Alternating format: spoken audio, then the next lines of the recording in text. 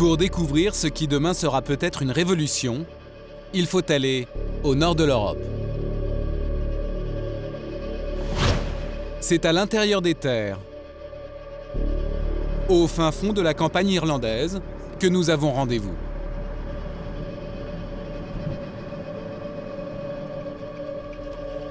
Derrière ces grilles, derrière ces murs, un homme pense avoir trouvé une solution à l'un des plus grands défis écologiques aujourd'hui. Une solution qui pourrait bouleverser notre vie à tous. Venez avec moi, vous allez voir. Tout se passe par ici. Michael Murray est le propriétaire des lieux. Une usine de 4000 m² qui a priori ressemble à n'importe quel site industriel. Mais à y regarder de plus près, nous sommes bien dans un lieu à part. Donc là-dedans, c'est votre mine d'or alors? Ouais, exactement. Une vraie mine d'or. Vous allez voir ce que c'est. Derrière ces immenses bâches, voici la matière si précieuse de Michael Murray. Du plastique, mais pas n'importe lequel. Il est vieux, il est sale, il est puant. Bref, une marchandise bonne pour les poubelles. Qu'est-ce qu'il y a ici? Bah regardez, ça c'est un vieux paquet de chips. Là c'est un vieux sachet de bacon. Et tout ça, ça vient des poubelles des habitants. Ouais, exactement, c'est ça. Regardez. Ah oui, il y a des sacs de supermarché. Ouais, c'est ça, c'est un sac de supermarché. Et ça, c'est un vieil emballage de viande. Des vieux emballages plastiques qui, d'ordinaire, sont une véritable plaie pour l'environnement, car on ne peut rien en faire. Vous, ce qui vous intéresse, en fait, ce sont les plastiques non recyclables, hein? Exactement. Michael Murray a ainsi décidé de récupérer tous ces plastiques, car il a un moyen de les rendre très utiles. 20 tonnes de ces déchets ménagers passent chaque jour par ces machines pour subir une incroyable transformation. Ils sont d'abord broyés en petites lamelles. Ils passent ensuite par ces tuyaux pour être chauffés au maximum. Un processus extrêmement sensible qui est surveillé en permanence sur ordinateur. Là, vous voyez, le plastique est chauffé dans cette cuve à 400 degrés. L'idée, c'est que ce plastique devienne un gaz. Et en fin de parcours, à l'intérieur de cette colonne, ce gaz va encore se transformer une dernière fois. À l'arrivée, voilà ce qui en sort.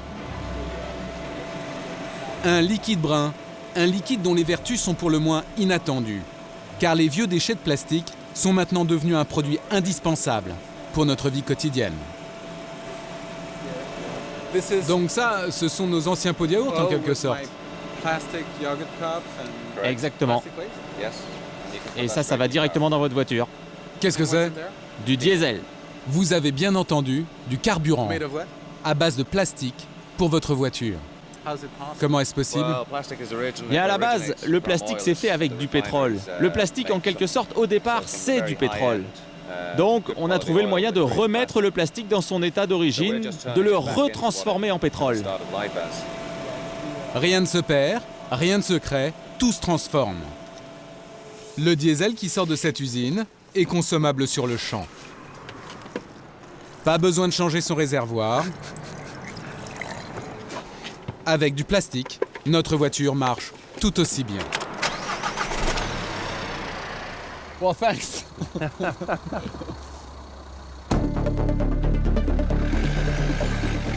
Roulerons-nous tous un jour grâce à nos vieux plastiques? La question peut prêter à sourire. Et pourtant, l'enjeu du recyclage de nos produits est aujourd'hui crucial. Car notre consommation d'un bout à l'autre de la planète fonctionne de plus en plus selon un même principe. Acheter, puis jeter. Un style de vie dont on ne mesure pas toujours les conséquences sur l'environnement. Et pourtant, elles sont immenses.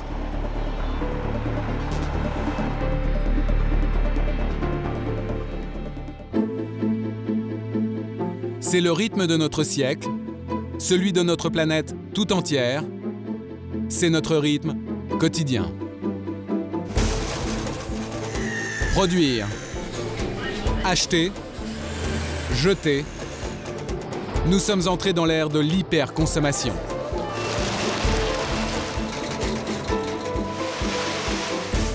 New York, Bombay, Londres, Tokyo ou Paris, nous avons tous les mêmes envies à satisfaire.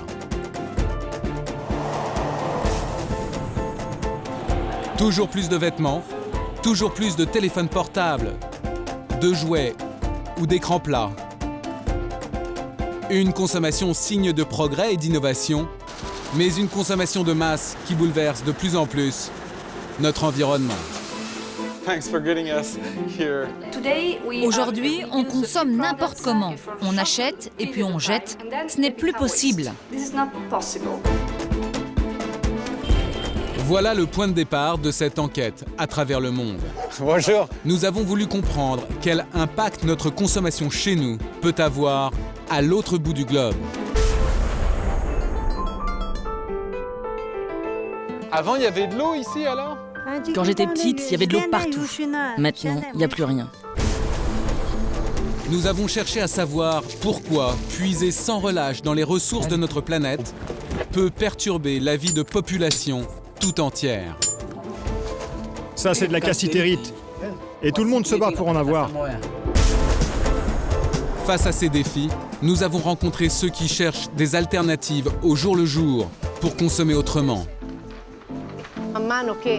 Si j'ai le choix entre plusieurs produits, je prends toujours celui avec un plus pour l'environnement. C'est ma façon de faire un geste pour la planète.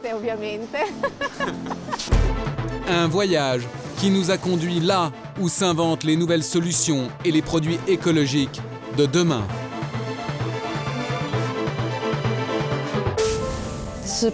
Et voilà le prototype du jean en ortie. Il n'y a aucune différence au toucher. Ça ressemble à un jean normal, sauf que là, il y a de l'ortie dedans.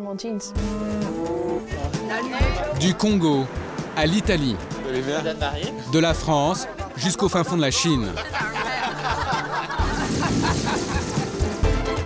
Nous sommes partis en enquête pour répondre à une question qui nous concerne tous. Comment continuer à consommer tout ce que nous voulons sans pour autant piller la planète?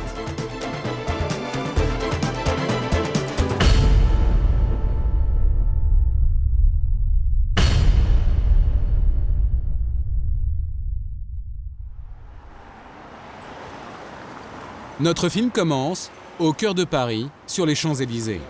Une avenue où beaucoup aiment faire du shopping. C'est le cas par exemple d'Ambre et d'Agnès. Là-bas? Ouais.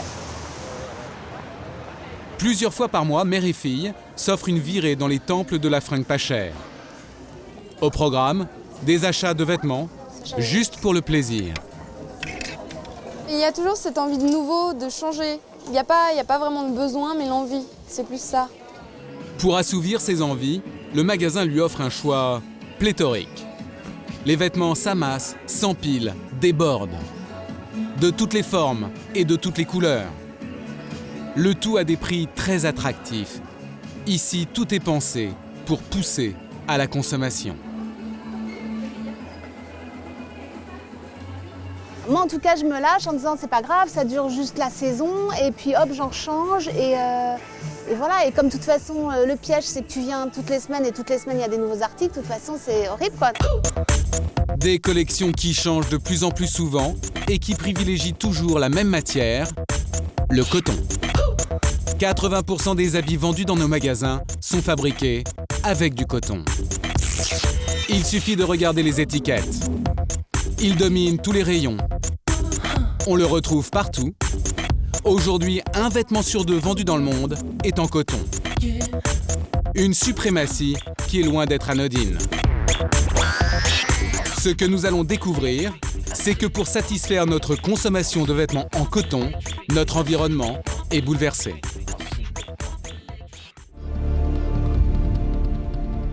Pour le comprendre, nous partons chez le plus gros producteur de coton au monde. À des milliers de kilomètres de la France, en Chine, au nord-ouest du pays, dans une province située entre la Mongolie et le Kazakhstan, le Xinjiang.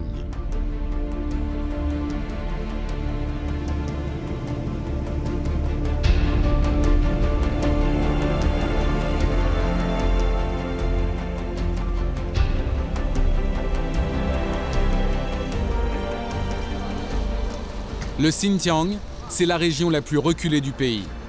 Ici, nous sommes sur l'ancienne route de la soie. Loin des gratte-ciel de la Chine moderne, le Xinjiang est une province rurale, peuplée de 20 millions d'habitants.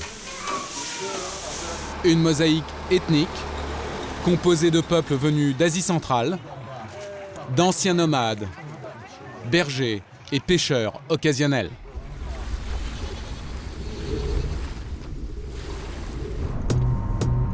Mais ce qui frappe surtout lorsque l'on s'enfonce dans la campagne, ce sont ces tracteurs surchargés. Ils transportent des dizaines de sacs de coton. Tous se dirigent vers des usines en bord de route, comme celle-ci.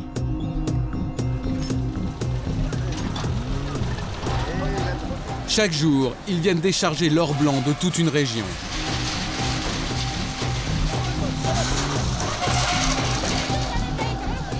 À lui seul, le Xinjiang produit 40% du coton chinois. Entre les routes et les dunes, les champs se succèdent sur des dizaines de kilomètres. Des milliers d'hectares d'une petite fleur fragile qui fait travailler toute une province.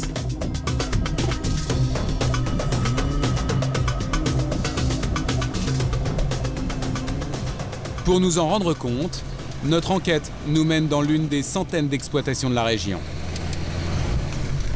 150 hectares, une ferme de taille moyenne ici, qui ne paye pas de mine.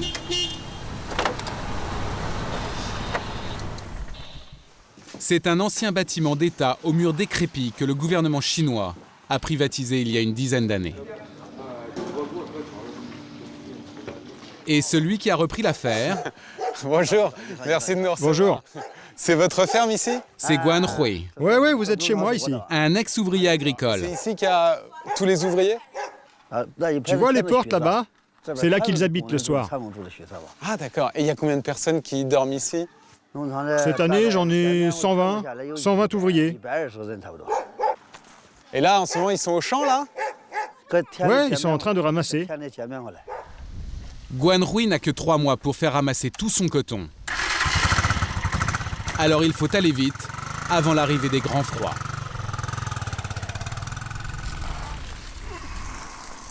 Pour faire cette récolte dans les temps, une armada de travailleurs saisonniers est à pied d'œuvre.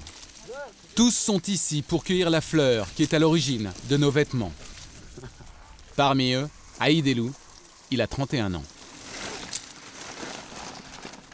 Aïdelou vient du Sichuan, une province très pauvre, à des milliers de kilomètres d'ici, au centre du pays.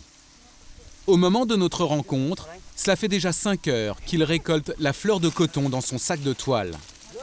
Une récolte qui se fait à la main, un travail qui demande une dextérité particulière pour transformer ses doigts en de véritables machines. Au début, je le ramassais comme ça, juste en tirant. Mais j'y arrivais pas car ma main n'était pas encore habile.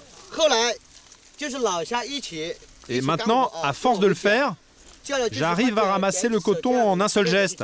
Ça demande une certaine pratique, tu sais. Tout en même temps? C'est très difficile. Mais non, regarde. Il faut ouvrir la fleur avant de tirer, comme ça. Voilà donc au départ à quoi ressemble le coton de nos vêtements. Des plants de moins d'1 mètre de haut sur lesquels se développent plusieurs capsules. Lorsqu'elles s'ouvrent, elles laissent s'échapper de petites touffes blanches. Quelques grammes à peine à chaque fois. Toute la journée, Aïdelou et les autres ramasseurs se plient en deux pour récolter la précieuse matière première de nos vêtements. Et ce n'est qu'à la nuit tombée que tous les ouvriers sont de retour à la ferme. Il est 22 heures. Épuisés, Aïdelou et les autres acheminent leurs sacs jusqu'à la pesée. Aujourd'hui, il accueille 80 kilos. Et c'est bien ça ou pas? C'est une bonne journée ou pas? Ouais, ça va. Oh, je suis pas totalement satisfait car on voudrait toujours cueillir le plus possible, mais 80 kilos, c'est bien. Soit un salaire de 11 € pour 12 heures de travail. C'est en moyenne ce que ces ouvriers gagnent en une journée. Grâce à ces ramasseurs, Cette province est ainsi devenue la première région productrice de coton au monde. Partout dans le Xinjiang, l'activité tourne autour du coton. On le cultive, on le transforme. Le coton brut est traité sur place pour obtenir la fibre qui se retrouvera dans la plupart de nos vêtements. Cette année, plus de 3 millions de tonnes ont été produites. Cette région assure à elle seule 15% de la production mondiale. Et pourtant, cette culture omniprésente qui paraît naturelle est en fait le fruit de la volonté d'un seul homme, une histoire qui a commencé il y a 50 ans. Nous sommes dans les années 60. À l'époque, Mao, le leader de la Chine communiste, décide de développer l'industrie du coton. Pour cela, il a besoin de main-d'œuvre et surtout de vastes espaces. Le parti envoie alors des milliers de Chinois de l'Est coloniser le Nord-Ouest. Le Xinjiang est une terre idéale selon Pékin. La région est immense, ensoleillée et surtout très peu peuplée.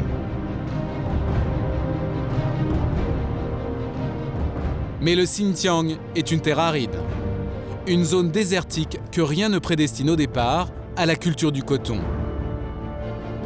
Or, le problème, c'est que le coton est l'une des plantes les plus gourmandes en eau. Pour produire 1 kg de coton, il faut 11 000 litres d'eau en moyenne. Une quantité considérable qui représente la consommation d'un Français pendant 3 mois. Les nouveaux arrivants se lancent alors dans des travaux titanesques. Ils creusent des canaux, bâtissent des réservoirs et des systèmes de vannes pour irriguer les champs. Ils décident en fait de pomper dans la seule ressource en eau de la région, le fleuve Tarim. 50 ans plus tard, le paysage est quadrillé par ces canaux qui s'étendent sur des centaines de kilomètres. Des canaux que l'on utilise aujourd'hui encore pour irriguer tous les champs, comme ceux de Guanhui. Le patron de cette exploitation a vu le paysage se modifier pour permettre la culture intensive du coton. Pour nous, ça nous paraît presque fou de pouvoir faire pousser une plante comme le coton sur une terre qui est aussi sèche que celle-là, quoi. Ça paraît impossible. Oui, c'est vrai. Mais on utilise de la neige fondue. Et surtout, l'eau de la rivière qui vient par les canaux. Pour acheminer de l'eau jusque dans ses champs, il a installé un système de tuyaux qui court le long des allées. L'eau vient de la rivière voisine et irrigue en permanence chaque plant. Un système de pompage qui épuise les cours d'eau à certaines périodes de l'année. Et il y en a encore de l'eau dans la rivière, là? Ah non, il n'y en a plus en ce moment. Il va falloir attendre. Et il n'y en aura qu'en hiver. Guanhui est loin d'être le seul. Tous les fermiers de la région ont fait comme lui. Une agriculture intensive qui a pompé pendant des années les ressources en eau. Résultat, un peu partout, on croise ces lits de rivières asséchés où l'on devine la hauteur des eaux passées. Car en 50 ans, le bassin du Tarim s'est profondément transformé. Après des années de surexploitation, le fleuve s'est réduit. À l'est, le bras qui alimentait le lac Lopnour s'est asséché, entraînant la disparition du lac. Au sud, le lac Teitema a été réduit de moitié. Partout, l'eau se fait plus rare.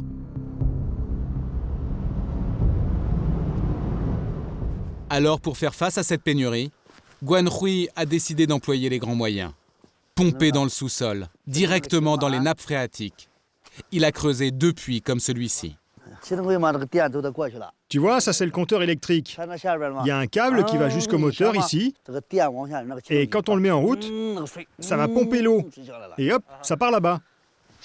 Vers les champs, D'accord, vers les champs. D'accord. Vous allez puiser jusqu'à combien au fond, là? Ouais, il faut creuser jusqu'à 80 mètres pour pouvoir bien pomper. Sinon, on n'est pas sûr d'avoir assez d'eau. Et il y a 5 ans, par exemple, il fallait aussi aller à 80 mètres ou pas?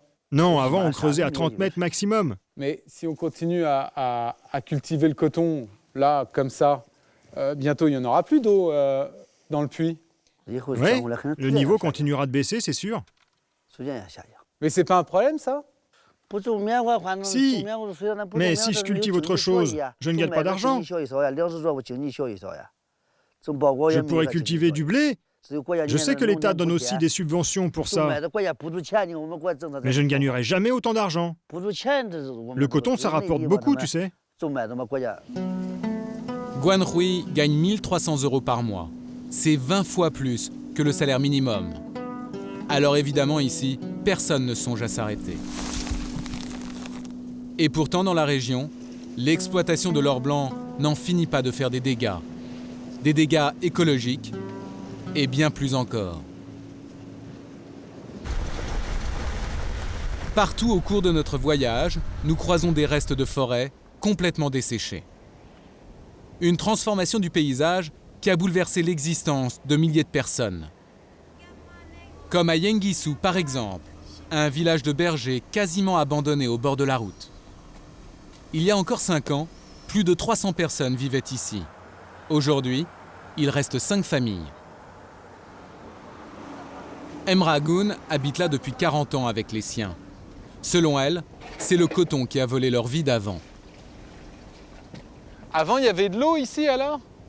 Oui, quand j'étais petite, il y avait de l'eau partout. Maintenant, il n'y a plus rien. Il y avait une petite rivière, là, ici? Oui, regarde. L'eau venait de la rivière plus loin, et cela crée des petits étangs, des petites mares naturelles. Et il y avait des puits. Difficile de s'en rendre compte aujourd'hui, mais il y a encore quelques années, l'eau courait entre les arbres et le paysage était entièrement vert. En tout cas, vous ne pouvez pas utiliser cette nature pour faire vivre vos bêtes. Bah non, faut partir à 30 ou 50 km, très très loin. Impossible de faire paître les troupeaux ici. Les frères d'Emragun sont donc partis avec les bêtes et elle et sa mère se débrouillent comme elles peuvent avec les enfants. Le petit dernier a 6 mois. Vous vivez de quoi? En fait, on élève des moutons et on les vend pour s'acheter des céréales. Ici, tu sais, on ne peut plus rien faire pousser. Avant, on cultivait du riz, du maïs et même des melons. Mais comment vous faites pour vous nourrir? Comment vous arrivez à survivre? Quand on n'a vraiment plus rien à manger, on est obligé de se débrouiller et d'aller chercher du travail un peu plus loin. Ce village est loin d'être un cas isolé. Il y en a des dizaines dans la même situation. Et désormais, les autorités chinoises commencent à s'inquiéter. Ce que redoute le gouvernement, c'est que la Chine ne subisse le même sort avec la culture du coton que celui qu'a connu un pays voisin.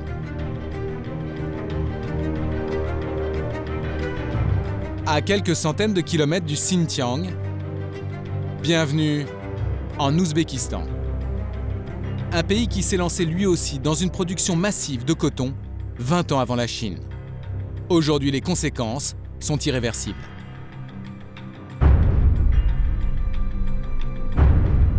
Seuls les bateaux rouillés rappellent qu'il y a peu encore, cette terre était en fait une mer, la mer d'Aral.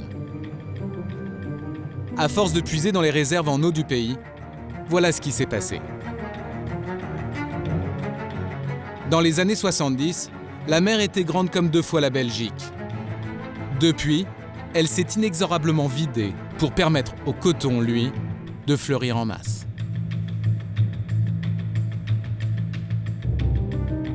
Des problèmes d'assèchement qui risquent de se multiplier à travers le monde, car jamais la demande de coton n'a été aussi forte. Un peu partout, la production s'emballe. Plus d'une centaine de pays en produisent désormais à travers le monde. Ouzbékistan, Chine, mais aussi Inde, Pakistan, pays africains, Australie, Turquie, Brésil, États-Unis. En 50 ans, la production mondiale a quasiment triplé.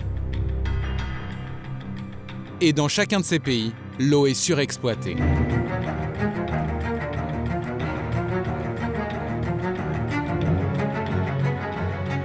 Pourtant, la fièvre acheteuse des consommateurs du monde entier ne semble pas fléchir. On achète, puis on jette, souvent au-delà de nos besoins. Et parmi tous nos vêtements, il y en a un qui est devenu un uniforme mondial. Un qui symbolise à lui seul cette hyper-consommation de coton. Ambre, notre fan de shopping, en sait quelque chose. Alors là, on va les compter. 1, 2, 3... Ce vêtement, 5, c'est évidemment le jean. 6, 7, 8, 9, 10, 11, 12, 13. Elle en a 13, une véritable collection. Ça en fait pas mal, hein. Et autant de modes qui passent et qui lassent. Il y a eu le slim, le bootcut, le taille basse, le taille haute, un plus foncé, un plus clair, parfois même en 2 exemplaires. Ils ont rien de très particulier chacun, mais c'est juste pour avoir un nouveau jean, un nouveau pantalon, pour agrandir la garde-robe. Dans la maison familiale, personne n'y échappe.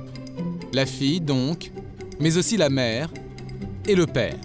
Tout le monde a depuis longtemps succombé à la mode du blue jean. Vous avez combien de jeans là, pour toute la famille? 25.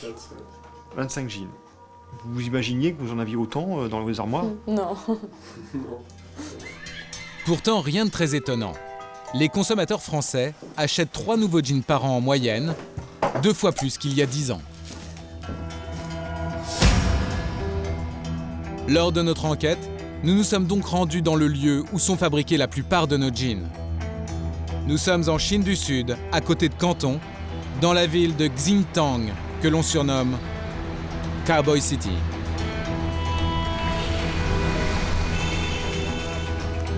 Ici, un habitant sur 4 travaille dans l'industrie du jean. Il y a des dizaines de petits ateliers à chaque coin de rue, où tout est réalisé à la main. Et puis d'immenses usines où tout le processus est industrialisé. Plus de 100 000 ouvriers sont dédiés à la fabrication de ce pantalon. A priori, une production à la chaîne classique en Chine. Découpage du coton, couture, finition, assemblage. Au total, 40% des jeans fabriqués à Xintang sont vendus dans le reste du monde, et notamment chez nous. Mais derrière ce succès économique se cache une autre réalité, beaucoup moins glorieuse. Car ce que nous allons découvrir, c'est que la fabrication de ce pantalon entraîne un scandale écologique. Nous allons nous en rendre compte lors d'une étape cruciale de la production du textile, celle de la teinture du coton en bleu, la couleur dominante du jean. Un processus totalement secret, aucune usine de teinture n'a voulu nous ouvrir ses portes. C'est donc muni d'une caméra cachée que nous nous rendons dans l'une d'elles, une teinturerie clandestine, comme il en existe des dizaines en ville. Pour ne pas alerter les ouvriers, nous ne dévoilons pas notre identité. Qui êtes-vous? Qu'est-ce que vous faites ici? C'est un artiste peintre. Il fait un voyage en Chine et il voudrait voir les teintures pour son travail. Eh bien, on a différentes couleurs, blanc, bleu ou mixte. Au départ, le fil de coton arrive blanc sur ces bobines. Puis les ouvriers les placent à l'étage, dans une étuve, dans laquelle ils versent de la teinture, de l'eau et toute une série de produits chimiques, toxiques, pour fixer la couleur bleue. Ça veut dire qu'il faut qu'on met le coton dans la cuve et on chauffe le coton dans la cuve, c'est ça, avec la teinture. Oui, c'est ça. Pendant combien de temps? 1 à 2 heures. Une fois teintes, les bobines de fil sont essorées dans cette centrifugeuse. Le surplus d'eau de teinture s'écoule dans ce bac. Et ensuite, l'eau, elle va où? Elle va dans la rivière? Elle va dans les égouts. Ah oui, ça va dans l'égout qui ensuite va dans la rivière. Ouais, ça repart dans les égouts, la rivière, les champs. En fait, on sait pas très bien où ça va. En réalité, cette eau de teinture, ce cocktail de produits chimiques, se retrouve directement dans la nature. Ni traitement des eaux, ni recyclage, Des dizaines d'usines ont les mêmes pratiques, laissant comme des taches d'huile à la surface. Les eaux qui sillonnent la ville sont littéralement bleu marine, voire noires. Ici, à l'arrière de cette teinturerie, les rives portent même encore les traces des déversements sauvages. Et vu du ciel, c'est encore plus spectaculaire. Ici, ce bras de fleuve est noir. Le problème, c'est que cette pollution n'est pas que visuelle. Elle a aussi des conséquences sur la santé. C'est le constat qu'a fait cette étude de Greenpeace réalisée l'année dernière dans la région. Des chercheurs ont prélevé de l'eau à proximité d'une grande teinturerie. Et voici ce qu'ils ont trouvé. Des concentrations de produits chimiques, chaque fois au-delà des limites autorisées. Du manganèse, par exemple. Une surexposition à ce métal lourd peut entraîner de nombreux dommages sur le cerveau. Des alkylphénols. Ces perturbateurs endocriniens peuvent réduire la fertilité. Dans les campagnes proches de ces usines, les villageois n'ont pas eu besoin d'études scientifiques pour voir que leur environnement avait changé. Plus de poissons, plus d'eau pure dans les rivières, et beaucoup s'alarment de cette pollution. Pourtant, lorsqu'on discute avec eux, le discours est étonnant. Et donc la vie, c'était mieux avant ou c'est mieux aujourd'hui? C'est mieux maintenant. On a de l'argent chaque année. On peut acheter tout ce qu'on veut. C'était pas le cas avant. Vous avez de l'argent, mais votre environnement est pollué. Bien sûr, je suis un peu triste. Si on ne produisait pas autant de jeans, notre environnement serait propre. Mais que voulez-vous? Si nous n'en faisons pas, ce sont les autres qui le feront. L'industrie du jean et la culture du coton sont donc particulièrement polluantes et posent un problème à notre planète. Et pourtant, difficile d'imaginer qu'on puisse s'en passer. À travers le monde, 50 millions de personnes vivent de l'industrie de ce textile. Malgré tout, certains se lancent aujourd'hui dans la quête d'alternatives au coton, comme le lin, le chanvre ou le coton bio. Un coton sans pesticides qui ne pollue pas l'eau et les sols. Mais l'une des solutions les plus surprenantes à nos yeux se trouve au nord de l'Europe. Nous voici aux Pays-Bas, à 2 heures de route d'Amsterdam, en pleine campagne. C'est ici que la marque Brennel a décidé de présenter ses collections.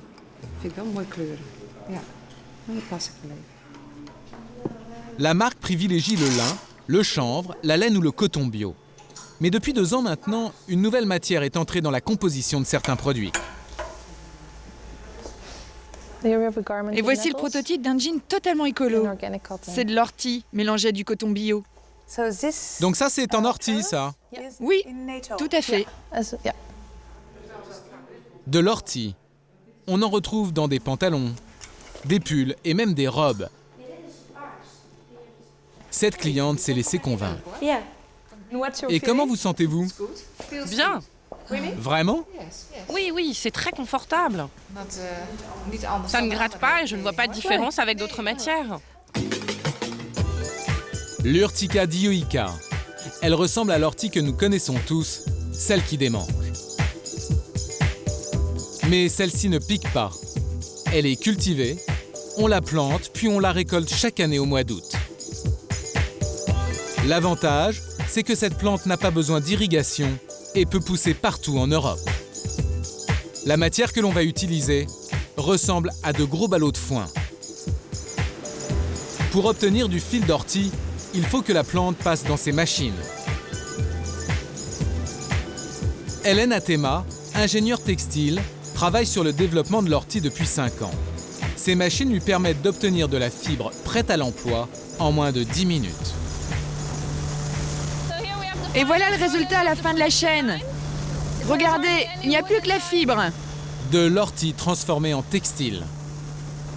Une fois filée, ces fibres donnent une matière fine, très isolante et quasiment aussi solide que le coton.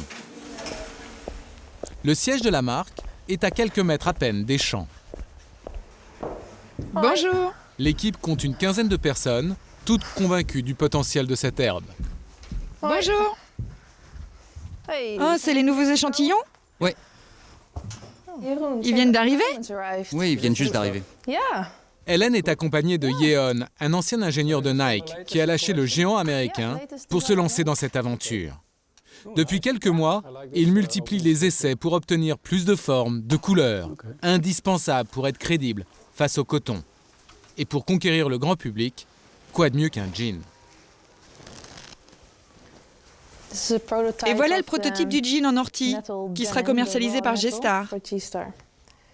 Il n'y a aucune différence au toucher. Par exemple, ça ressemble à un jean normal, sauf que là, il y a de l'ortie dedans. 12% d'ortie mélangée avec du coton bio. L'aboutissement de 3 ans de recherche. Reste le prix tout de même. Le jean sera vendu à New York l'équivalent de 230 €. Car aujourd'hui, l'ortie est encore 4 fois plus cher que le coton. Mais plus la demande et la production augmenteront, plus les coûts devraient baisser.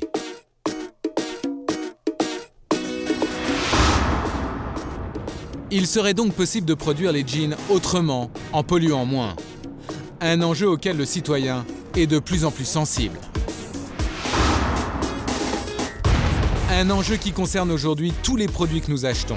Mais voilà, avec les modes qui changent toujours plus vite et des prix toujours plus bas, on est poussé en permanence à consommer, mais aussi à jeter. 80% des produits que nous achetons partent à la poubelle après une seule utilisation. Nous sommes entrés dans l'ère du jetable. Et parmi tous les produits dont on se débarrasse, il y en a un qui commence à poser un problème majeur à notre environnement. Au départ, il s'agissait pourtant d'une invention qui a littéralement changé notre quotidien. Je n'ai qu'un seul mot à vous dire. Juste un mot. Oui, monsieur. Vous écoutez? Oui, j'écoute. Plastique. Il y a de l'avenir dans les plastiques. Songez-y. Le plastique. Dans les années 60, c'est la nouvelle matière à la mode. Un matériau qui est le fruit de l'imagination d'un chercheur génial au début du XXe siècle. En 1907, Léo Baekeland, un chimiste belge installé aux États-Unis, invente une résine à base de pétrole à laquelle il donne son nom, la bakélite. Une nouvelle matière qui ne fond pas sous l'effet de la flamme, elle est robuste. Mais c'est après la Deuxième Guerre mondiale qu'on entre vraiment dans l'ère du plastique. La place conquise par les plastiques sur le marché va s'élargissant chaque jour.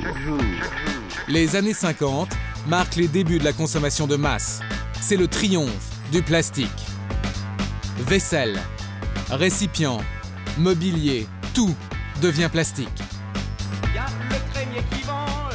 Fini le laitier avec ses bouteilles de verre. Fini les petits pots de carton pour les yaourts. Les emballages plastiques sont nés, on les jette après usage, la presse célèbre l'ère du tout jetable. Une marque américaine symbolise à elle seule l'essor du plastique dans la cuisine.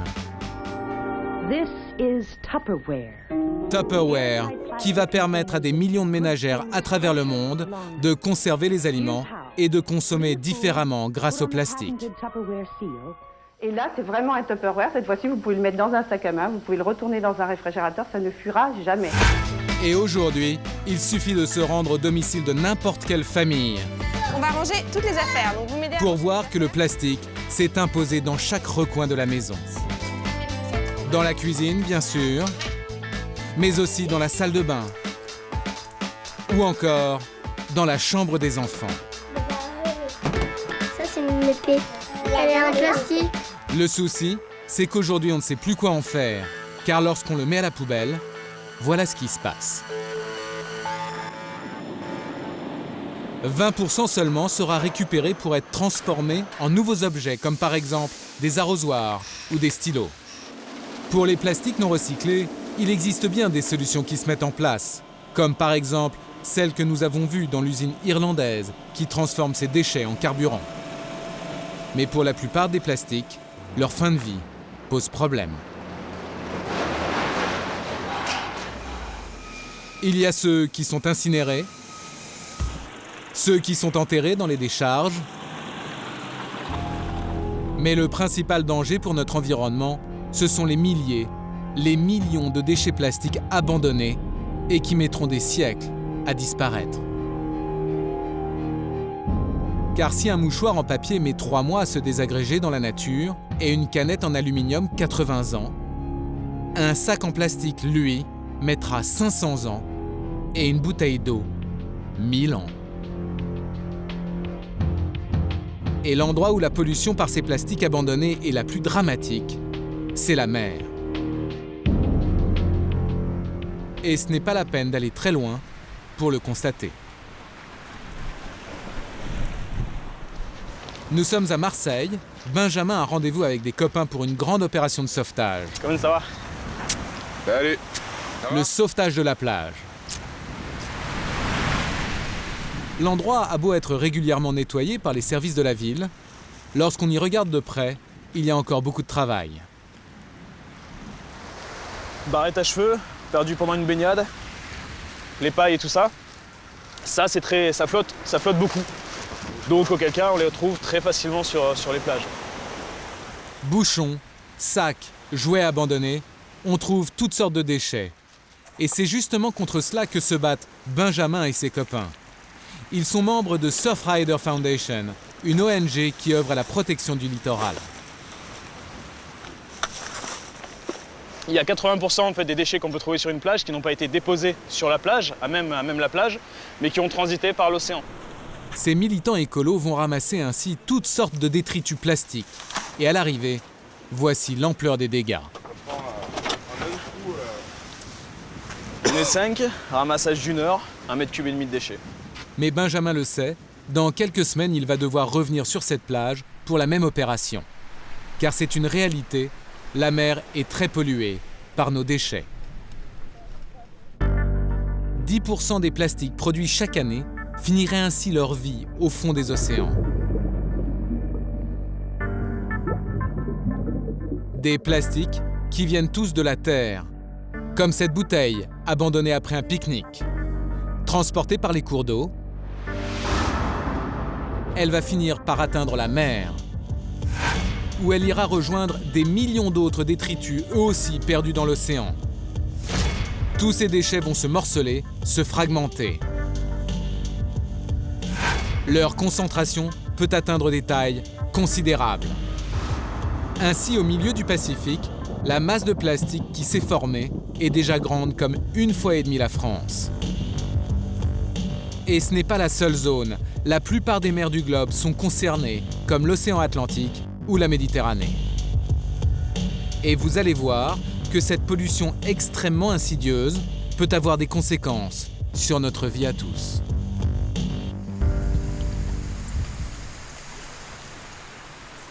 Au nord de la Corse, près de la citadelle de Calvi, une base marine en béton dissimulée dans les rochers. L'endroit n'a rien d'un bunker ultra secret. Nous sommes en fait dans le repère d'une poignée de scientifiques.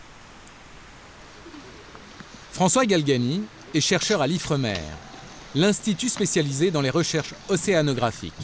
Cet universitaire étudie les déchets plastiques qui flottent dans nos océans. Voilà. Allez, ciao. À bientôt. À quelques centaines de mètres des côtes, l'expérience va commencer. En Corse, aucune industrie polluante, aucune agriculture intensive, ces rivages devraient donc être épargnés. Et pourtant, lorsque le scientifique jette un œil à la surface, les premières taches apparaissent. Il y en a plusieurs qui sont passés là. Des morceaux de plastique qui en réalité remontent du fond de la mer. Le chercheur s'en est rendu compte en filmant les gros déchets déposés au fond de la Méditerranée. Des sacs, des gobelets, des bouteilles qui s'accumulent parfois jusqu'à 1000 mètres de profondeur au large de Nice ou de Marseille. Avec le temps, ces déchets se fragmentent lentement, mais ne disparaissent jamais.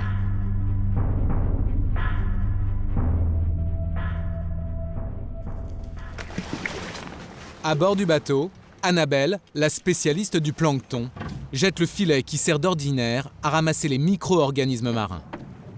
Pendant 20 minutes, le filet va se charger, mais pas seulement en plancton. On voit bien le plancton qui bouge en surface. Il y a quelques morceaux de plastique avec le plancton qui se déplace. Le plancton est bien visible, mais dans cette eau un peu trouble, on distingue autre chose, des dépôts plastiques. C'est ça que le chercheur veut analyser. On s'est aperçu que ça se dégradait et que donc il y en avait partout. Et là, on commence maintenant justement à dresser un inventaire et savoir essayer de comprendre comment ils circulent et où est-ce qu'ils vont s'accumuler et comment ils vont se dégrader. Alors pour étudier tout cela, direction le laboratoire. Allez. Bonjour. Bonjour, ça va? Ouais. Une fois filtrés, les échantillons révèlent d'importantes quantités de plastique. Donc voilà ce que ça donne après tri. On a des morceaux de polystyrène, on a des morceaux de plastique donc de différentes couleurs. Vous voyez, c'est de la fragmentation d'emballages qui sont beaucoup de plus grosse taille, quoi. Selon les calculs de ce chercheur, la Méditerranée est contaminée par 250 milliards de fragments de plastique. Jean-Henri, qu'est-ce qu'il en pense là? Le problème, lorsque le plastique colonise la mer, c'est qu'il entre également dans la chaîne alimentaire. C'est l'inquiétude du biologiste Jean-Henri Eck. Ces particules de plastique sont ingérées par le plancton et par les mêmes organismes du plancton. Et quand ils sont dans l'estomac, c'est des conditions extrêmement brutales de digestion, comme dans notre estomac, c'est bourré d'acide. Et donc, ces plastiques peuvent être dégradés. Et là, nous ne connaissons pas encore bien les dégâts que ça peut donner. Car ces fragments de plastique sont avalés par de petits poissons, appelés myctophidés. Ces poissons sont la base de l'alimentation des gros poissons, les thons ou les dorades, que l'homme va pêcher à son tour et qui finiront dans notre assiette. Ainsi, nous avalons du plastique. Mais dans notre estomac, ces plastiques relâchent-ils des polluants? Quelles sont les conséquences pour notre santé? Les études ne font que commencer, les scientifiques n'ont pas encore toutes les réponses. Mais François et ses collègues le constatent tous les jours. Le plastique a envahi notre environnement, car on en produit toujours davantage, 3 fois plus qu'il y a 20 ans. Et il y a un endroit, dans notre quotidien, où c'est particulièrement frappant. Cet endroit, ce sont les rayons des grandes surfaces, le royaume des emballages. Eau minérale, produits ménagers ou encore produits high-tech.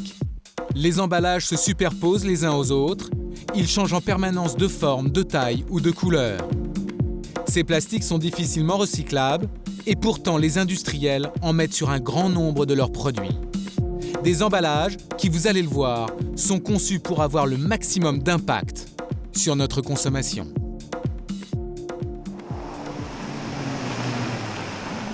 Dans les beaux quartiers de la capitale, un hôtel particulier dans le 16e arrondissement.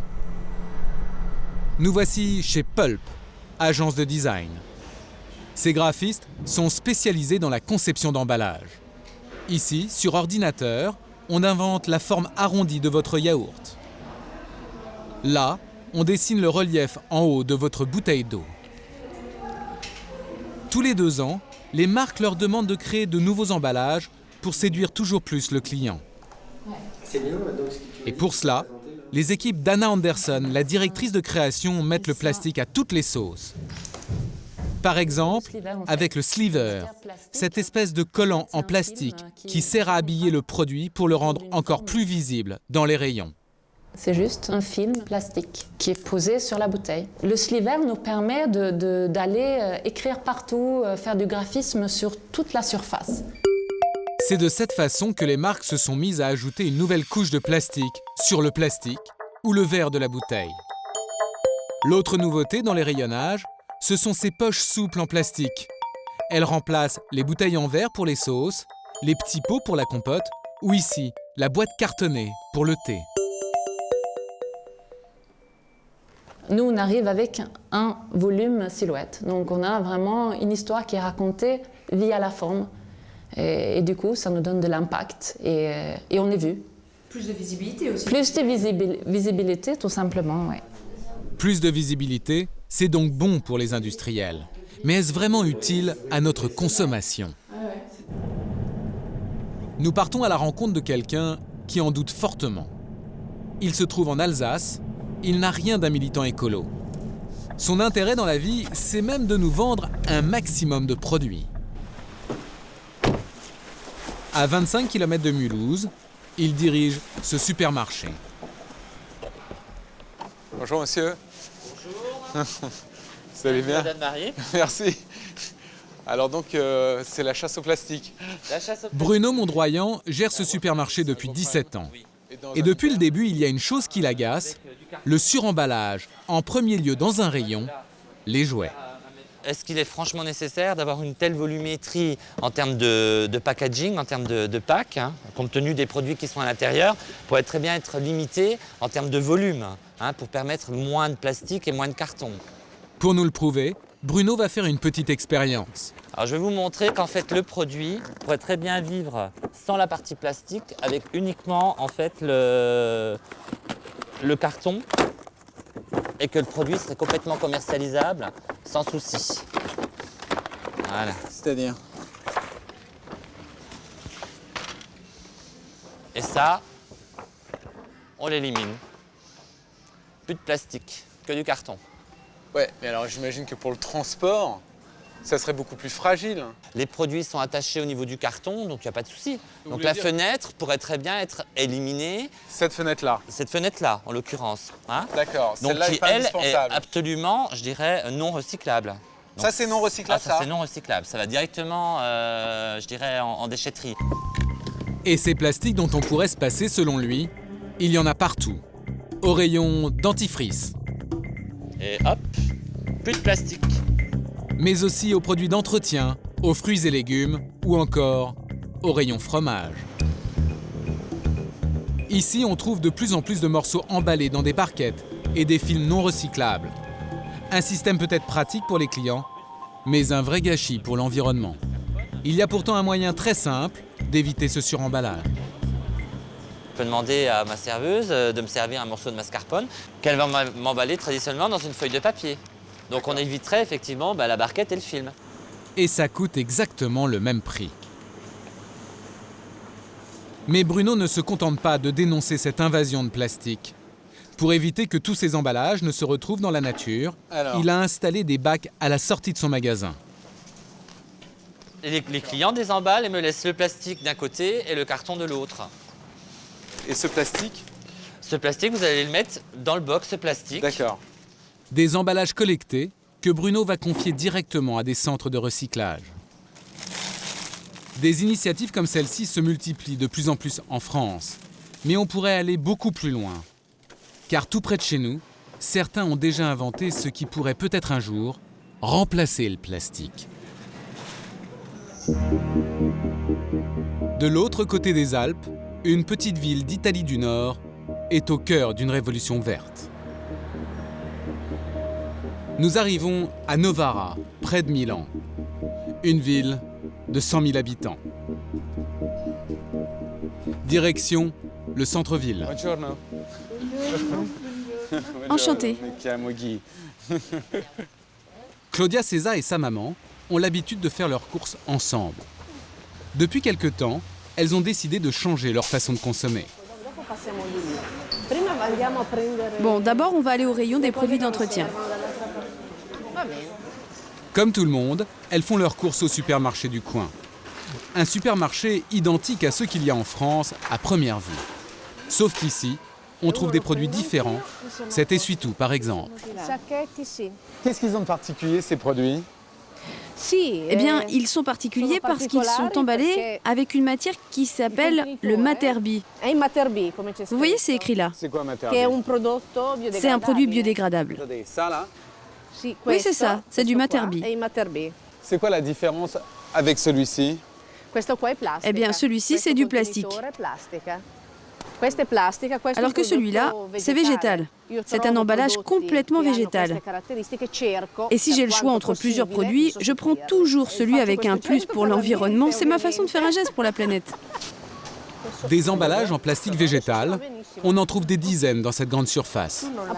Comme ceux de ces mouchoirs ou de ces serviettes hygiéniques. Mais il y a aussi des produits entièrement en bioplastique, comme ces cotons-tiges ou ces sacs poubelles, totalement biodégradables. Ça veut dire que quand vous jetterez ces sacs, eh bien, ils se retrouveront dans la nature, en gros, et se dégraderont. Oui, avec le temps, ils vont se dégrader, se désagréger. Ces articles font donc désormais partie du quotidien de Claudia. Des produits derrière lesquels se cache en fait l'histoire de quelques chercheurs qui ont imaginé avant tout le monde une planète sans déchets plastiques. À quelques kilomètres de Novara se trouve le lieu où cette révolution écolo a commencé. Novamont, le leader mondial des bioplastiques. Hello. Thanks for getting us here. My name is Guy. À sa tête, Katia Bastioli. Alors c'est votre univers ici? Oui, c'est vraiment ma maison. C'est carrément ma maison, c'est le mot juste. Ah, vraiment? Oui. Cette chercheuse en chimie de 53 ans a dédié sa vie au plastique vert. Une aventure dans laquelle elle a été entraînée il y a 20 ans par un homme, un visionnaire. Cet homme, c'est Raoul Gardini, un businessman italien. Nous sommes en 1989. À l'époque, il dirige l'un des géants mondiaux de l'agrochimie. Cette année-là, il décide de créer Novamont car il a une intuition. Il est persuadé qu'un bouleversement économique et écologique majeur va se produire dans les années à venir. Ça veut dire qu'il avait prévu la fin du pétrole? Non seulement il a anticipé l'après-pétrole, mais pour lui, il fallait carrément inventer des nouvelles matières premières. C'est ça sa vision du monde. Mais pourquoi a-t-il eu cette idée avant tout le monde en plus? Parce que dans notre société, on utilise les produits très peu de temps et on les jette. C'est comme ça qu'on détruit la planète. On a de moins en moins de ressources et de plus en plus de déchets. C'est pour faire face à ce défi qu'en 1989, Katia est embauchée par Raoul Gardini. Cette jeune universitaire est alors chargée de mettre en œuvre une idée révolutionnaire. Créer des plastiques, non pas à base de pétrole, mais à base de végétaux. Et voici aujourd'hui le résultat. Des objets en bioplastique fabriqués grâce à Novamont. Des pailles, des gobelets, des cache-pots, des couverts, des sacs, bref, des produits de la vie de tous les jours. Luigi Capuzzi est le directeur de recherche de l'entreprise. Ce plastique vert, il le développe grâce à une ressource totalement renouvelable, le maïs. Du maïs, on a extrait cette poudre blanche. Ça, c'est de l'amidon de maïs? Oui. Ça veut dire que le maïs a été transformé alors? L'amidon, c'est un produit complexe. C'est un des éléments qu'on peut extraire du maïs. Mais c'est comestible ça, on peut en manger? Mais bien sûr, pourquoi pas? L'amidon, c'est un des composants de la nourriture. Les équipes de Luigi Capuzzi mélangent cet amidon de maïs à de l'huile de tournesol. Il sera modifié pour donner cette espèce de spaghetti qui sera ensuite découpé en milliers de grains. Ce sont ces grains qui permettront à des industriels de fabriquer des produits biodégradables. Mais si tout le monde se met à consommer des bioplastiques, toute la question est de savoir si on ne risque pas de manquer de maïs pour notre consommation alimentaire. Mais si vous remplacez le pétrole par le maïs, vous allez affamer des gens d'un bout à l'autre de la planète. Non, nous on n'affame personne, car aujourd'hui on n'utilise qu'une partie d'un produit qui sert déjà dans l'industrie. Et pour le futur, on fait déjà des recherches pour utiliser non seulement l'amidon, mais aussi des fibres des résidus de maïs. Donc vous pourriez utiliser des déchets du maïs, c'est ça? Oui, les déchets de maïs, mais aussi d'autres céréales. Le principal avantage de cette matière, c'est qu'une fois à l'état de déchet, la nature peut l'absorber très rapidement.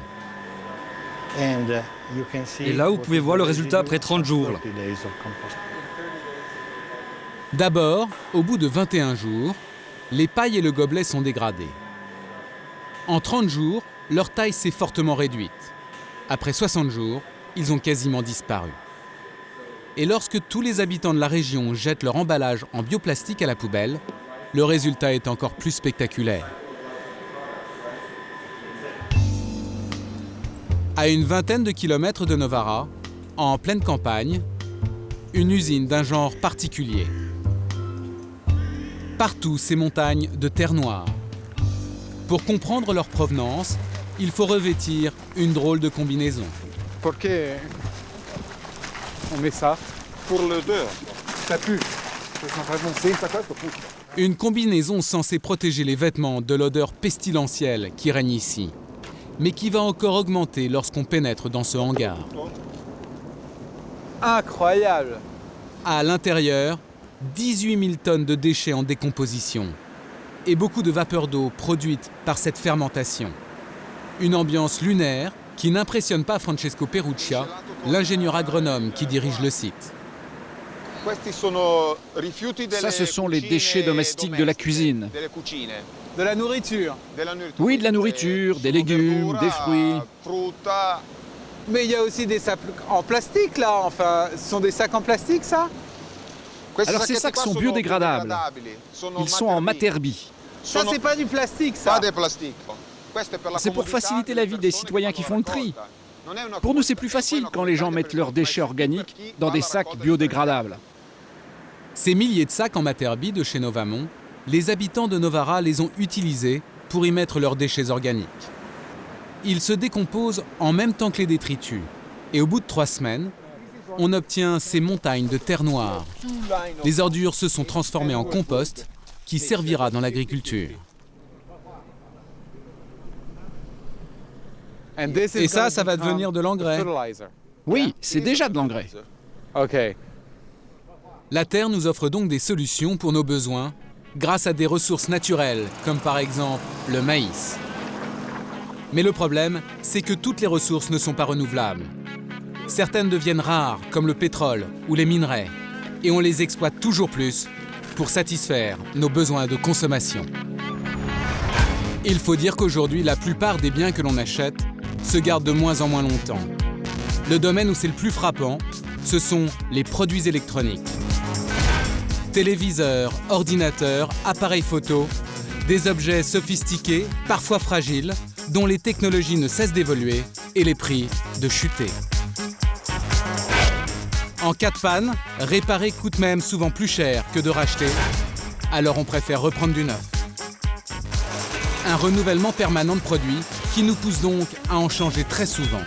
Et l'objet le plus concerné par cette tendance est aujourd'hui devenu indispensable à notre vie quotidienne. Il suffit d'un seul geste. Plus besoin de clavier, il suffit de parler. Tout ça sur le smartphone le plus fin du monde. Aucun objet n'a aussi vite conquis l'humanité. En 20 ans, un terrien sur 2 s'est équipé et ce n'est pas fini.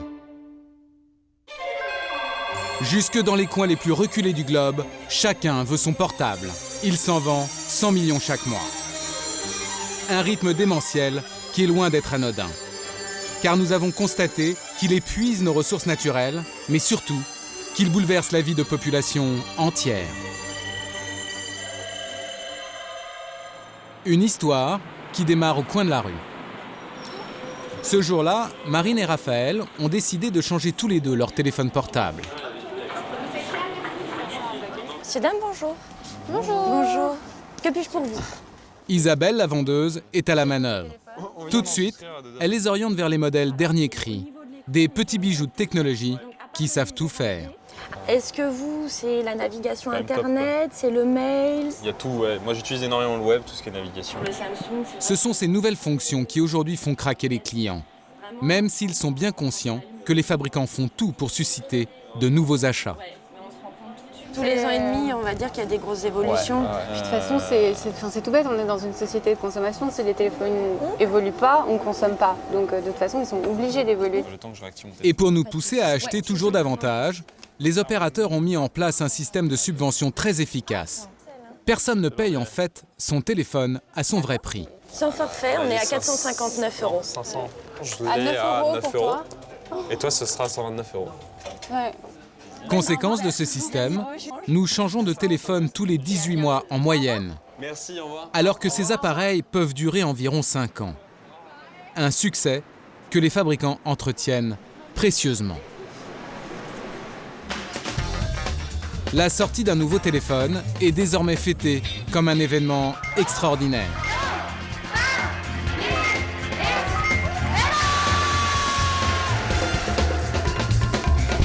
Ainsi, chaque année, 500 nouveaux modèles sont lancés dans le monde. De petites merveilles qui nécessitent des dizaines de milliers de pièces. Et pour fabriquer chacune de ces pièces, on a dû extraire des matières premières de la Terre.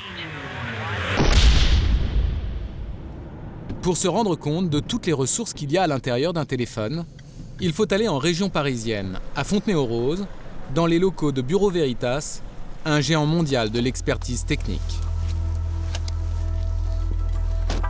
Ici, on teste toutes sortes d'appareils électroniques pour savoir s'ils sont dangereux.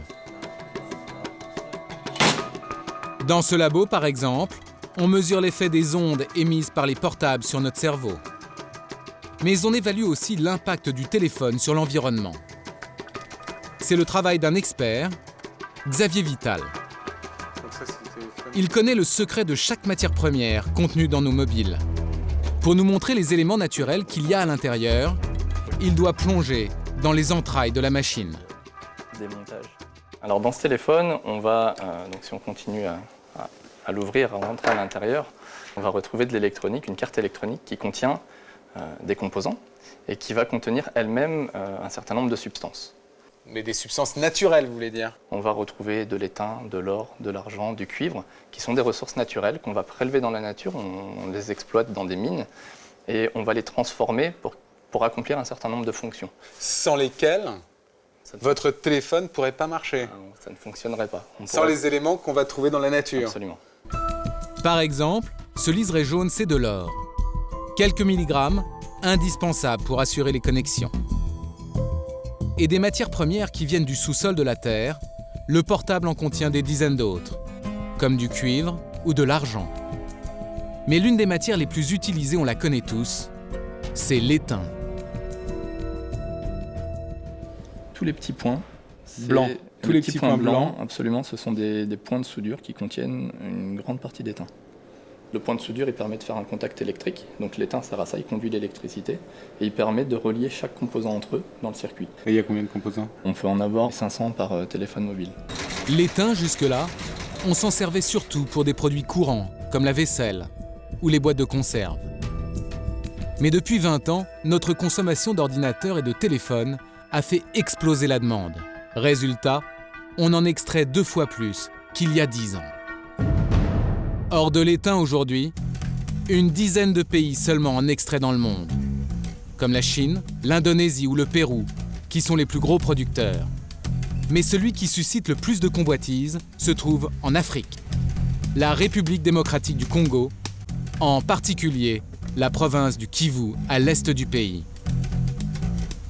Car c'est dans cette région du monde que ce minerai est le moins cher à extraire.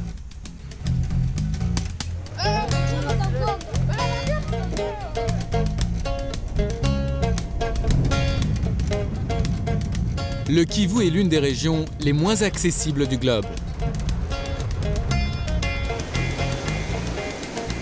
De part et d'autre des pistes cabossées s'étalent des paysages grandioses. Des montagnes à perte de vue, des lacs majestueux au pied des volcans. Dans le Kivu, on trouve surtout l'un des sous-sols les plus riches de notre planète. Ici, la Terre regorge d'une dizaine de minerais vitaux pour nos portables. De l'or, du cuivre et notamment de l'étain.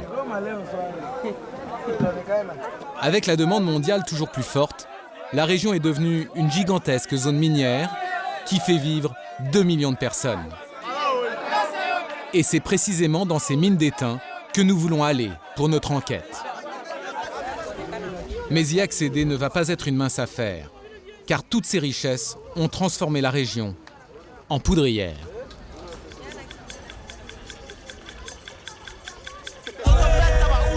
Des bandes armées se livrent une guerre sans merci pour faire main basse sur ces précieux minerais. Elles contrôlent des dizaines de mines à travers la région.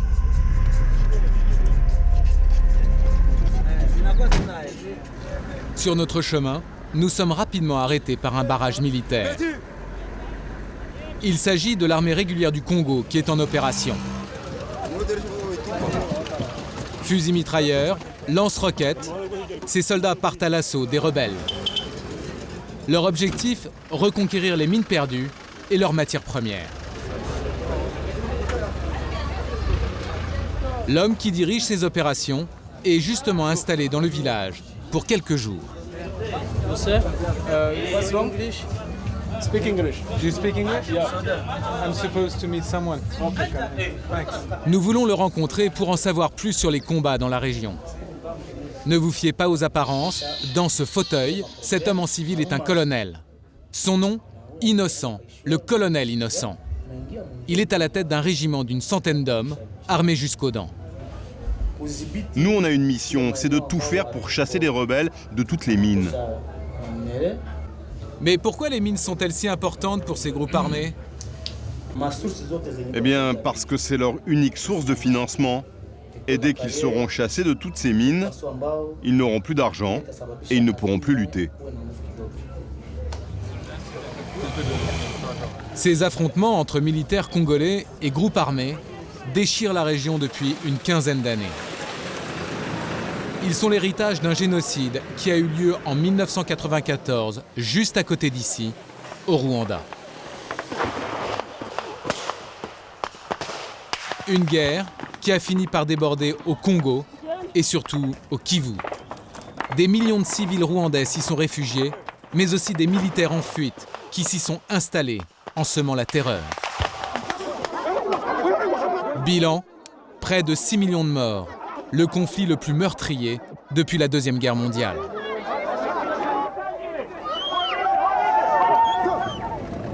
Cette guerre est officiellement terminée depuis 7 ans, mais la zone est encore très instable. C'est ce qui nous frappe immédiatement quand nous arrivons à Goma, la grande ville de la région. Goma est aujourd'hui sous contrôle des casques bleus. Il y en a 20 000 dans tout le Kivu, le plus gros contingent au monde des Nations Unies.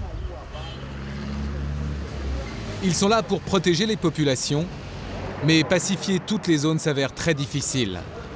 Celles des mines, par exemple, sont classées rouges par l'ONU, car c'est là qu'ont lieu les combats. Pour s'approcher des gisements, impossible d'utiliser notre voiture. Il faut prendre un hélicoptère des Nations Unies. Car entre Goma et la région des mines, il y a 300 km sans route, au-dessus d'une zone à risque. Direction l'ouest du Kivu.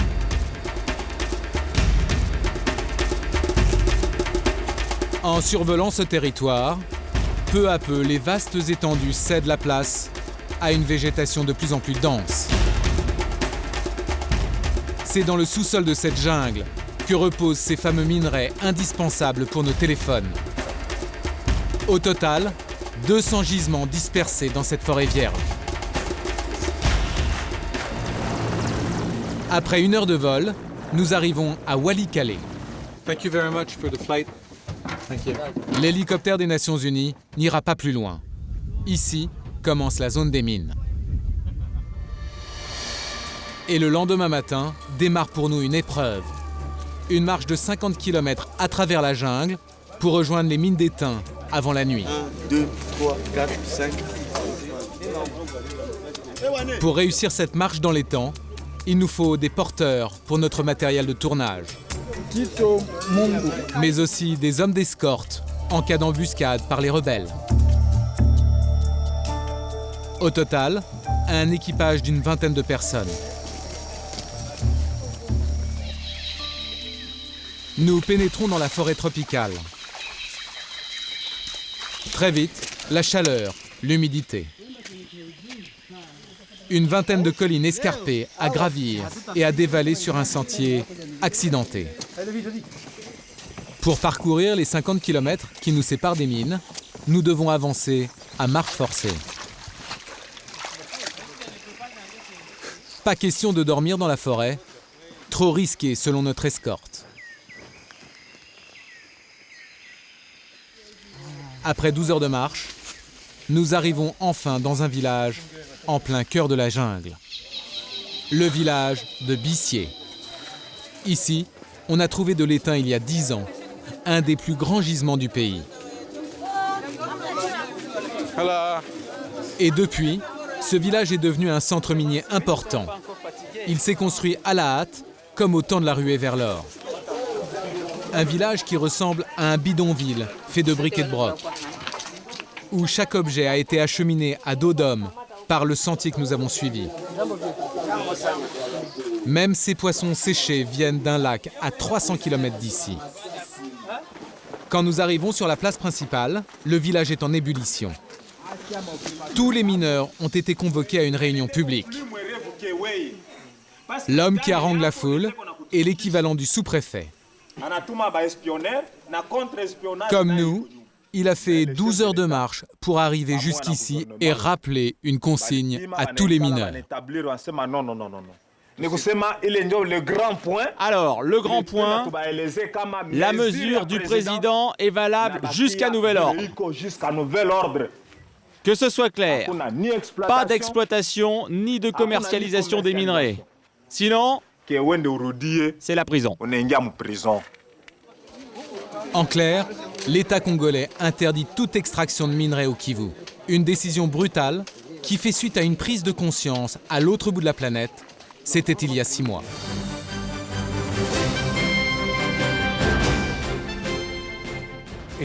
C'est un endroit où les femmes préfèrent dormir dans la forêt de peur que les violeurs ne reviennent.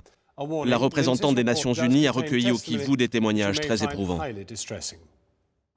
Ils m'ont attrapé par le bras. Ils m'ont retiré mon bébé. Ils étaient 8 à me violer. Je leur criais « Arrêtez, arrêtez, je meurs !» Comme cette habitante, des dizaines de milliers de femmes ont été violées au Kivu. Toutes victimes des hommes en armes qui font régner la terreur pour s'emparer des précieux minerais.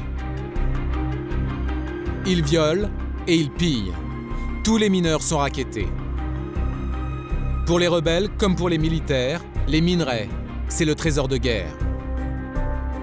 Un scandale qui émeut la communauté internationale. Les médias parlent désormais de sang dans nos portables. Alors, face à ce scandale, l'été dernier, les États-Unis prennent une mesure. Le président Obama signe une loi. Elle interdit aux entreprises américaines l'usage des minerais vendus par les groupes armés du Kivu. Sous la pression, le président du Congo n'a plus le choix.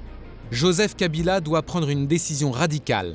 En septembre dernier, il se rend à la tribune des Nations Unies. Les groupes armés qui se nourrissent de l'exploitation illégale des matières premières. Ce jour-là, il s'engage officiellement à mettre fin au commerce des minerais de la honte. Mettez des mesures appropriées pour faire face à cette situation inacceptable. Mais sur le terrain, cette interdiction n'est pas du tout la bienvenue. Car les minerais sont la seule source de revenus pour les villageois de Bissier. Et au moment de notre arrivée, cela fait déjà plusieurs semaines que les mineurs ne peuvent plus creuser. C'est difficile depuis que les mines ont été fermées, la vie ici? C'est très dur. C'est la misère, on s'en sort plus. Pourquoi la vie est dure? Mais on n'a plus de travail. On n'a plus rien pour vivre. Les mines, c'est le seul boulot dans le coin. Qu'est-ce qu'on peut faire d'autre? Officiellement, plus personne ne creuse à cause des militaires. Mais quand on s'éloigne, en poussant l'enquête, nous apprenons que certains s'aventurent quand même dans les mines, malgré l'interdiction. Un sujet qui reste très sensible ici. Même si on sait qu'il y a des creuseurs clandestins, On n'entend rien, on voit rien. On n'entend rien, on voit rien. Tout le monde s'occupe de ses affaires. Pour éviter les représailles du gouvernement et de l'armée. Oui. La représaille pourrait être terrible? Torture, fouet, parfois on peut vous priver à manger. Ça, c'est comme ça qu'on traite les gens qui bravent les mesures. Oui. Nous arrivons à prendre contact avec des mineurs clandestins. Ils nous donnent un rendez-vous secret sur la zone des mines. Pour les retrouver, nous devons escalader une pente très raide, celle que grimpent les porteurs de minerais. On va jusqu'où? Ici. Là-bas. C'est là où il y a les creuseurs? Oui. Voici les mines à flanc de colline. Le versant est troué comme un gruyère par les entrées de tunnels.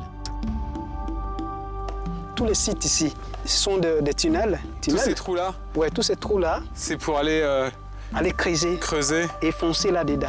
Il y en a des centaines? Oui, il y a des centaines, même des centaines, des 300 et plus. C'est devant l'un de ces tunnels que nous rencontrons les mineurs clandestins. Pour leur sécurité, ils resteront anonymes.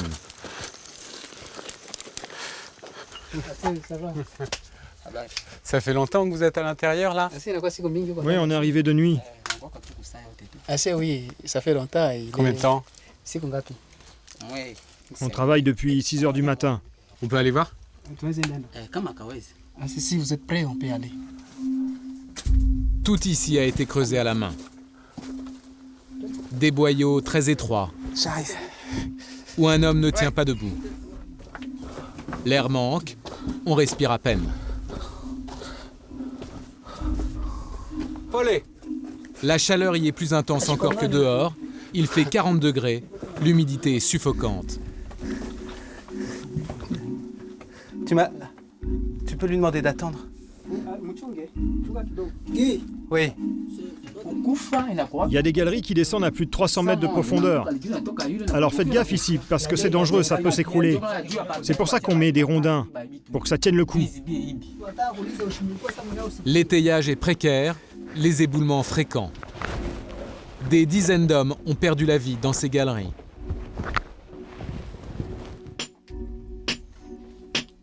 Cette pierre sombre, c'est de la cassitérite, le nom du minerai brut qui donnera un métal, l'étain.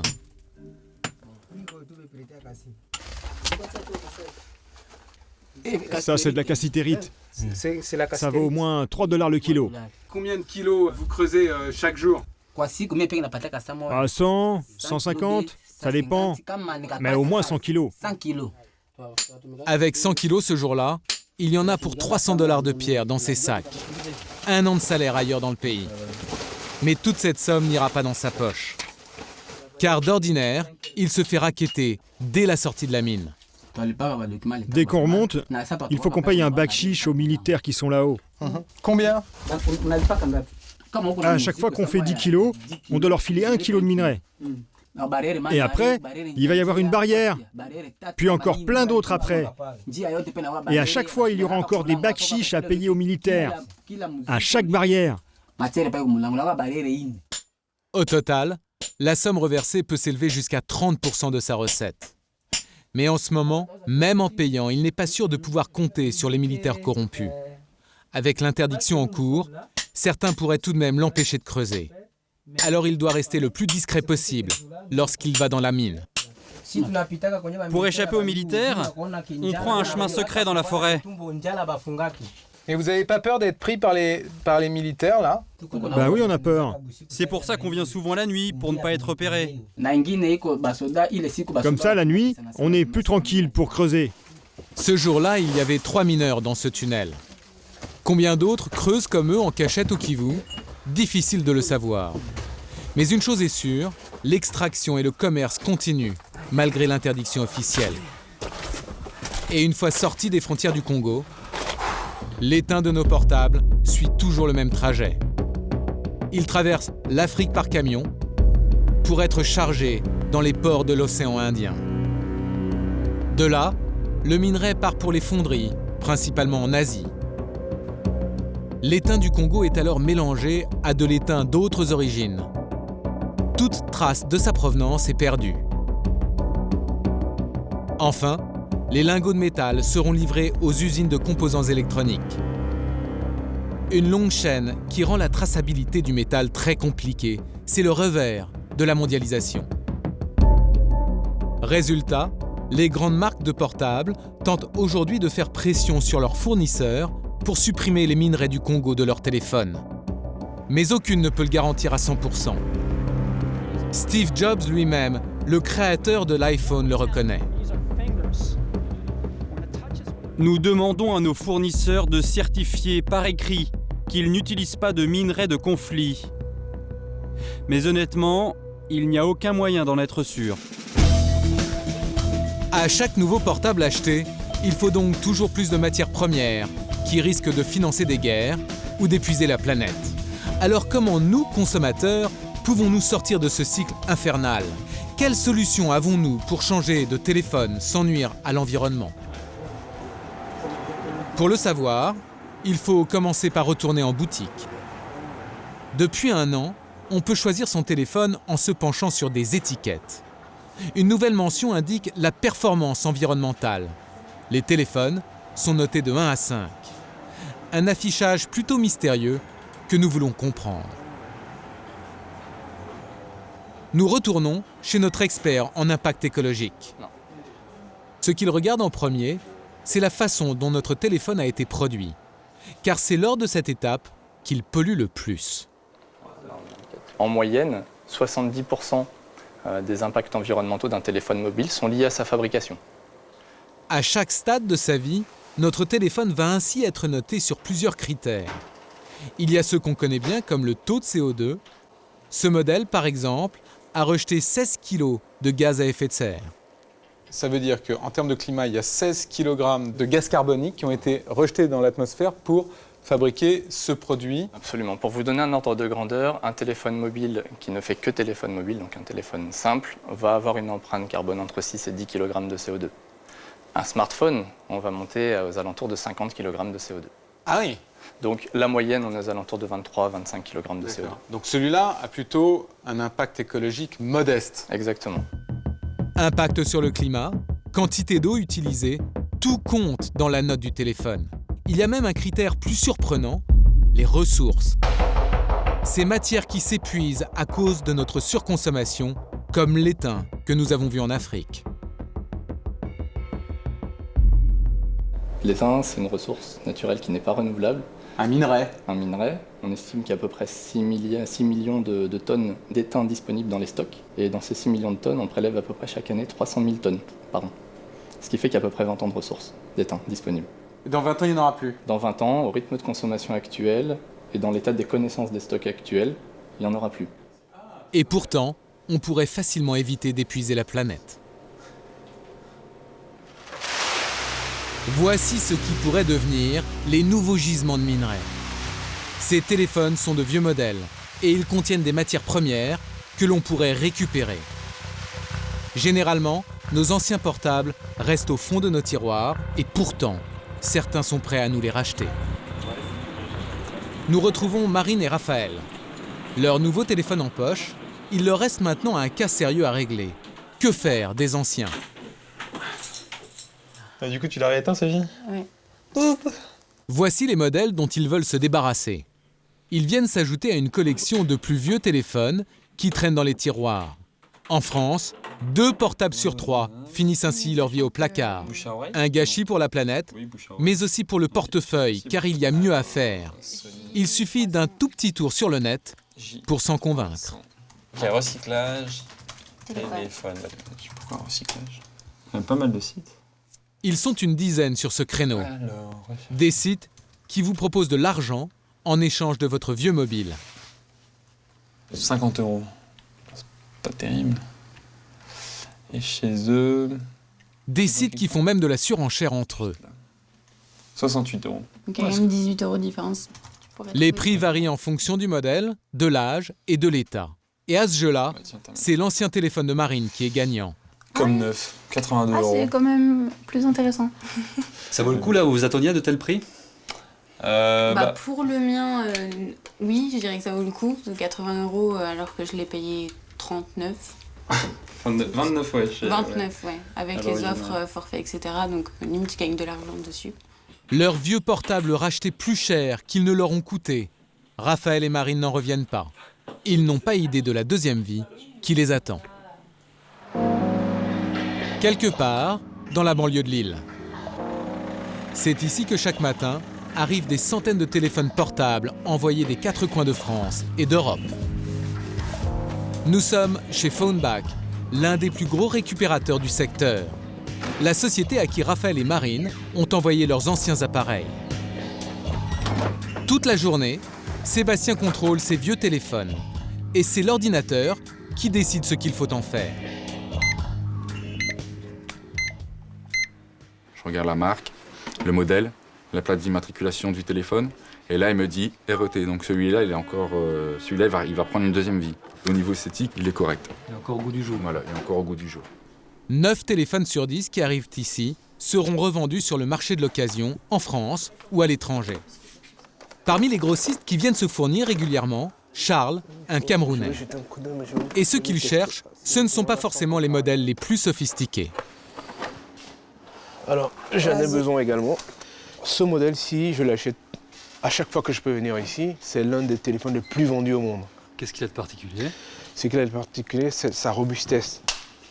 Il tombe, on le ramasse et on le remonte et il fonctionne impeccablement par rapport aux autres. Voilà. Ce jour-là, Charles va acheter 300 téléphones qui vont repartir en Afrique et resservir. Ce sont autant d'appareils neufs en moins à fabriquer en exploitant des matières premières. Mais tous ne connaîtront pas le même sort. Celui-ci, par exemple, sera recyclé.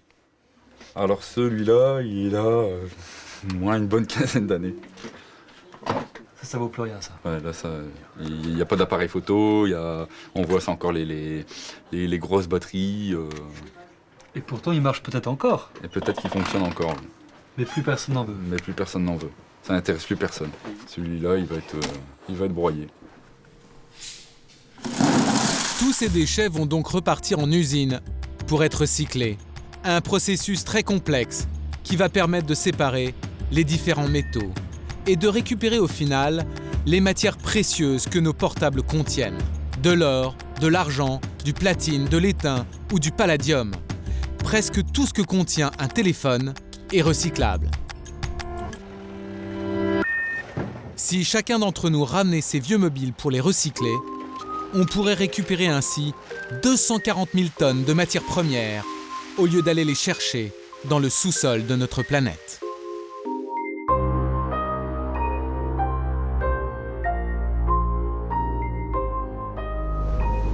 Nous voici arrivés au terme de notre voyage. Une enquête qui nous a permis de découvrir les effets de notre hyperconsommation. Des effets dont nous n'imaginions pas l'ampleur. Chacun d'entre nous consomme 4 fois plus qu'il y a 60 ans et achète des produits toujours plus jetables. Un mode de vie qui met notre avenir au défi, celui de trouver des solutions dès aujourd'hui. Et nous avons tous le pouvoir d'agir. On peut acheter des vêtements plus respectueux de l'environnement. La plupart des grandes marques ont lancé de nouvelles lignes écolo, lin, ortie, mais surtout coton bio. Elles prévoient de multiplier leurs ventes par 3 d'ici 5 ans. Les industriels du plastique, eux, ont décidé de fabriquer 10% de leurs produits en matière végétale d'ici 2015. Actuellement, chez nous, moins d'un téléphone sur 10 est recyclé. Mais d'ici 5 ans, on estime que cela concernera 1/3 de nos appareils. Le recyclage de nos déchets plastiques ne cesse d'évoluer. Une dizaine d'usines capables de changer nos vieux sacs et emballages en carburant sont déjà en projet en Europe.